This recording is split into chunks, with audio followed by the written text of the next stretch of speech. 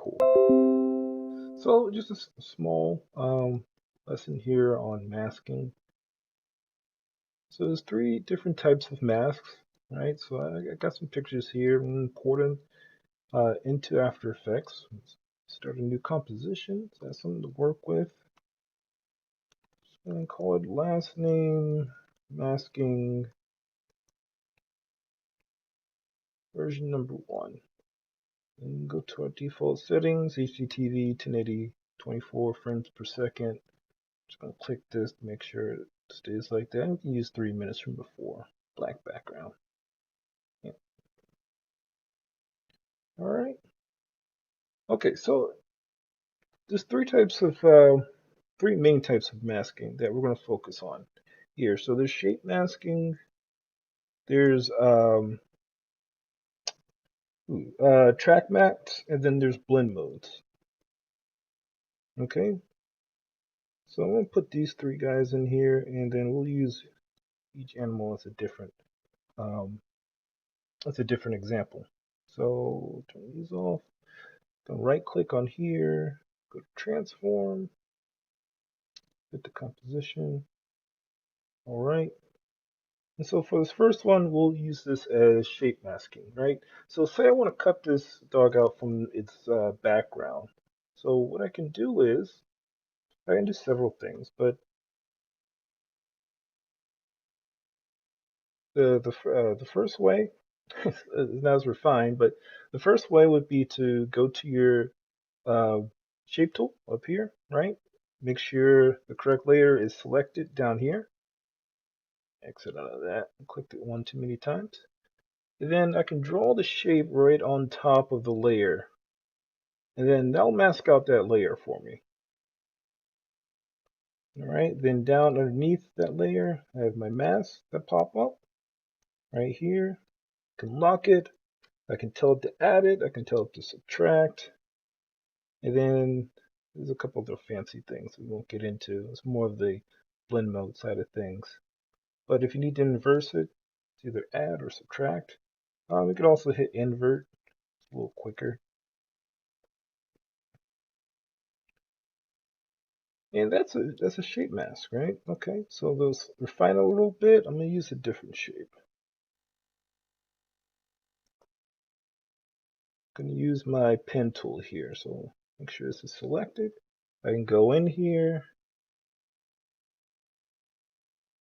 and then I can start drawing a shape. So since I'm going really quick, I'm not gonna refine these corners. But I can always go back in and find it a little more.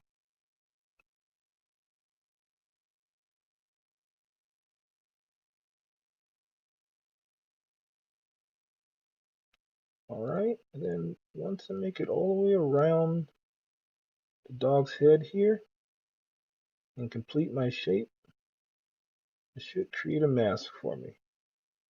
Right, because we drew in the shape mask instead of just clicking and dragging. All right, so same properties here, and I can still go in with my pen tool, make adjustments to the mask as needed. All right, and then I'm already seeing here it's a little too sharp, so what I can also do is go underneath my mask 1, and also I can adjust the mask feathering to help get a better blend. This works especially good with fur, since the edges are not as clear.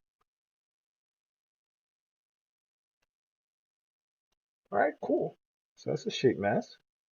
I'll name this layer appropriate though. Source name, layer name. There you go. Rename this shape mask. All right, cool. So the next one we'll go over is the track maps. So track maps are pretty important because the thing is about sheet mask and blend mask to a degree, we can't animate them. They don't have their own transform node, right? So this mask shares the transform node for the whole layer. But if I want to animate the mask independently, it requires a different mask. And that mask is a track mask. So I'm going to go ahead and fit this to layer. So right click here, fit the comp.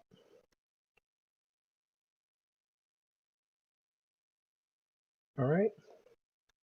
What I need to do for a track mat is I need to use a whole nother layer. Whole nother layer, whole nother transform node. I can animate that. So I'm going to go to new. Let's say, let's call it regular shape layer. For the stacking order, I want to make sure it's above the layer I'm trying to mask. I'm going to go ahead and name this. So, track mat. All right, it's nothing quite in there just yet. I'll go ahead and make sure my layer is selected. Draw my shape that I want to use. So again, just going to mask the face out here.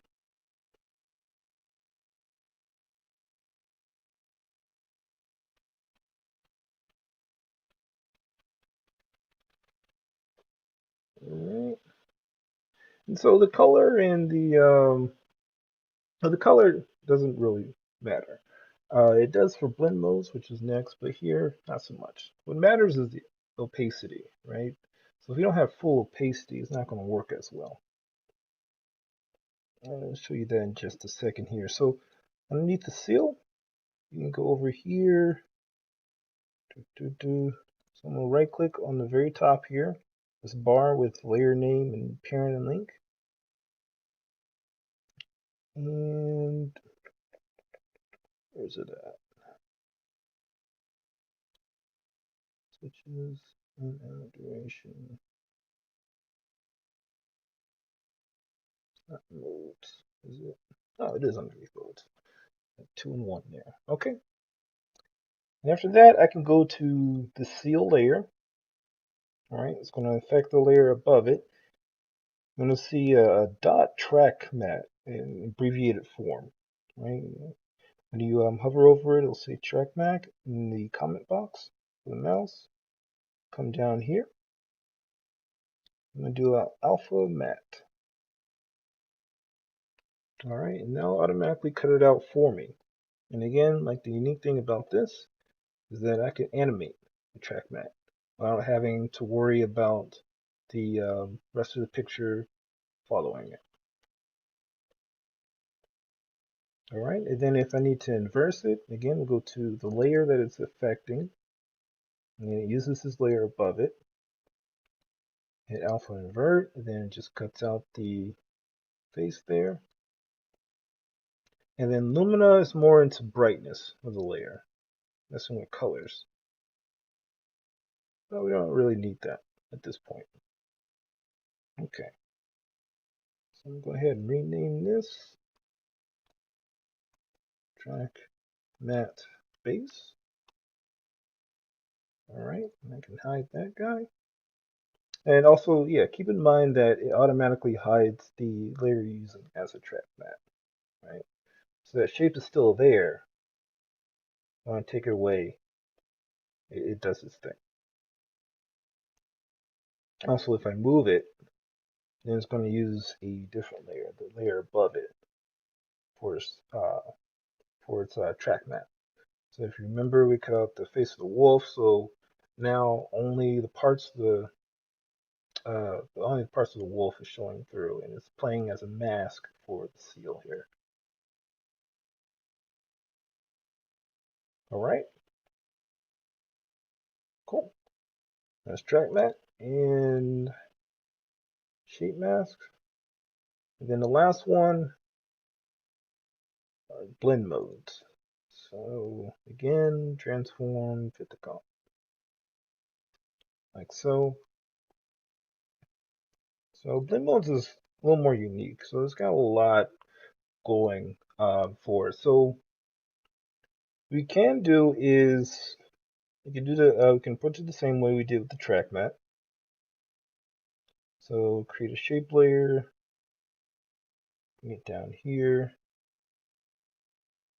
I'm going to rename it so I don't lose it amongst my layers. Call it a blend mode mask. Alright, and then the same thing.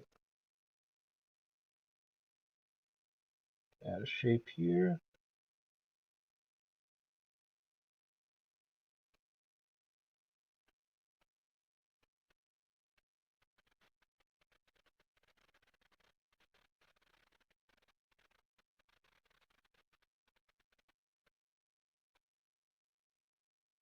Okay.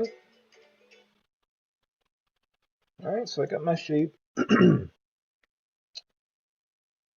now, so this column named called mode, it pops up with the track mat. So if you right click at the very top here, columns, and this is how you turn it on and off. Right? Modes. So make sure that's checked. Track max up, modes up. I can go to my mask here, and it's going to affect everything below it. So there's a little inverse for track mat. So we start with the one in the top. And here you can see a lot of familiar modes. These are used across multiple digital artist programs. So, if you're familiar with Illustrator or Photoshop, these do the same thing. So, darkening, adding, overlay, which are three main categories. So, darkening means um, the pixel above it, it determines whether it's lighter or darker. If it's darker, it'll show through. If it's lighter, it'll have no effect. Add is the opposite. It'll determine if the pixel above is lighter, it'll show through. If not, then it won't. And overlay is a mixing of the two. It's a function to it. I think they add the two together, and then average them together. Then that's the resulting effect. So it's more of a blend. So if I darken,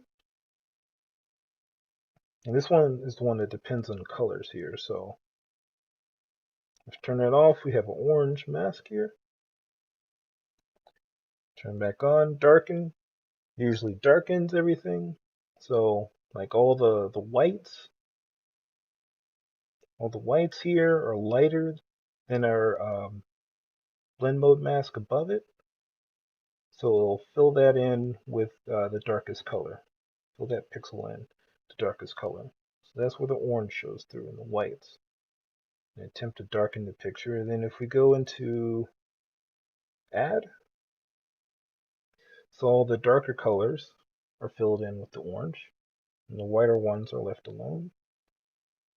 And then if we go into overlay, it does an average, where orange pretty much permeates all shades in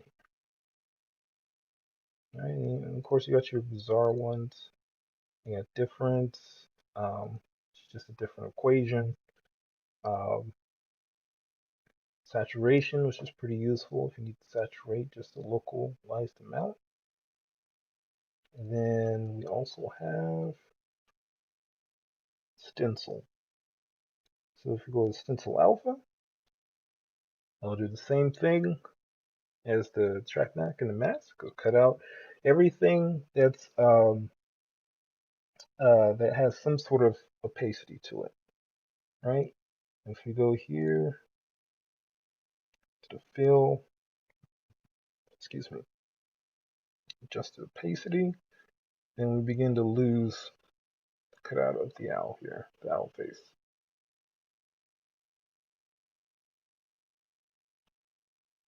All right. So blend mode's a lot more complicated. So they can do the same thing, but I think the reason to use a blend mode over a track mask or a shape mask is that, well, one, it's animatable, and two, these are used for more complex masking.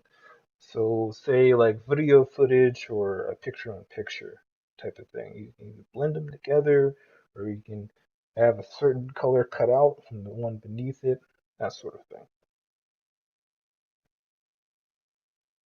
All right, and then of course rename this. Call it blend mode base.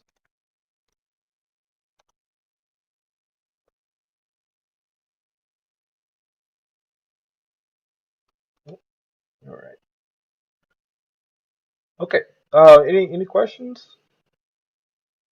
Concerns here? No, just looking at how you're doing it, the mass. There's two different masks, right? There's one Three different sheet masks. mask and then trap mask. I think this is called Track, like in running trap. track. So yeah, track mask, shape layer mask, and blend mode mask. Oh, okay. Okay, cool. I'll send you the text information from the book. Just a moment here in the next section. So we'll call that section 2. All right. But yeah. So just run through it real quick on your own. We want to have an assignment next week concerning masks and developing them and using different ones together. All right. Okay. So in the meantime, have a great weekend. Well, I'll see you next class if you can make it. But yeah, yeah. That's it. Okay. Okay. All right. Well, I'll see you in a little bit. All right. Bye.